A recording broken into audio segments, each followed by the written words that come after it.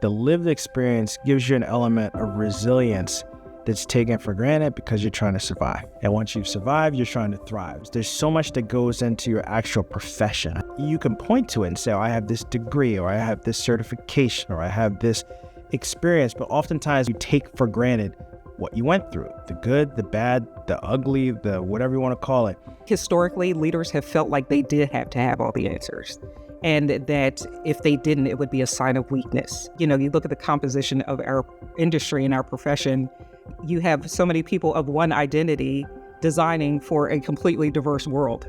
One thing we struggled with in the beginning was creating trainings where everyone was willing to have their voice, whether it's following along with DEI or even questioning DEI and asking why we're talking about the things. At least it's creating that conversation. So there were conversations that started around the recession, 2008, 2010. So those conversations started to filter through various frameworks and different ways of tackling the issue. And it all started likely through the Me Too movement and gender parity. And then it started incorporating racial justice and other pieces. What were we tracking?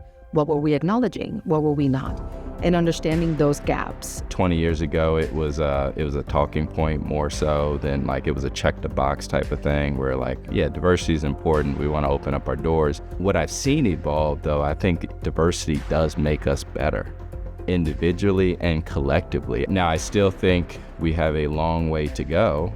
We owe it to ourselves to make sure that we have as much diversity in the thought of what goes on in the built environment by thinking about our workforce a little bit differently. How do we create greater outcomes? How do we turn our industry into being okay with change? You can quickly lose your position if you lose touch with the most important part of your business. And there's only one answer. It's your people.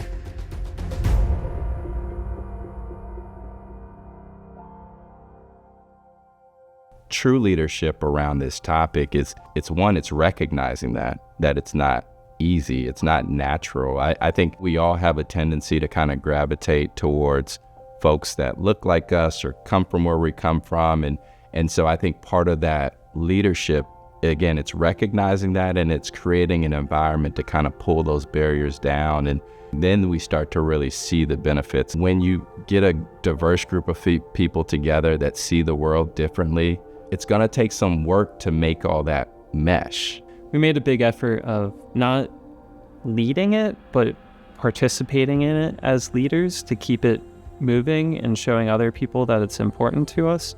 And the second thing was behind the scenes, getting with some of the future leaders in the firm and really educating them and making them understand why it really impacts the company and in the long term really impacts their growth. We comb through every person in the firm. When we look at what they're doing compared to this person, and we're being intentional.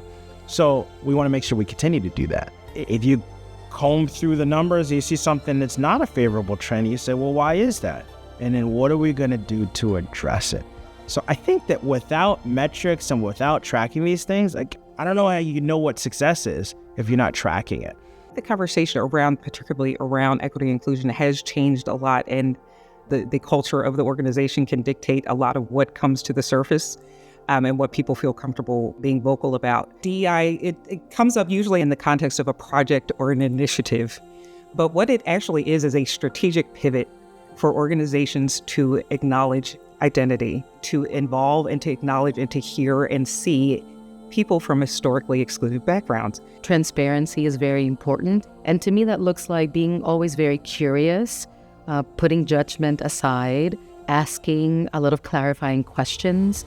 You have to put yourself in a space where you're comfortable listening first, that you're comfortable being empathetic, being vulnerable, and being part of the conversation, not leading the conversation. You have to learn how to take the air out of the room to give it to other people so that they are able to share with you who they are and how they want to show up.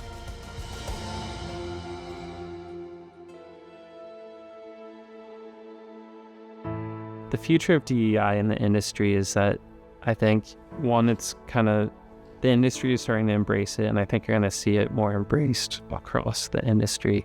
Leadership is going to become a lot more diverse, and that's going to be a huge improvement, not only on setting policies and doing those things, but being shining examples to everyone in the workforce that I can be a leader, I can do these things. There is a need for civil engineers, like there just is. We think about all the infrastructure that's happening. We think about how many people are graduating from schools and are coming into the industry. We need more civil engineers than we have in school right now. So by that, I see that there's an opportunity. From a DEI standpoint, there are a number of organizations that are focusing in on how we can have more opportunities for those that are underrepresented. I think lots of industries are experiencing the labor shortage and skilled labor shortage in particular. I see that as probably the biggest challenge in our industry. So if I had one wish from the genie bottle, I think it would revolve around that.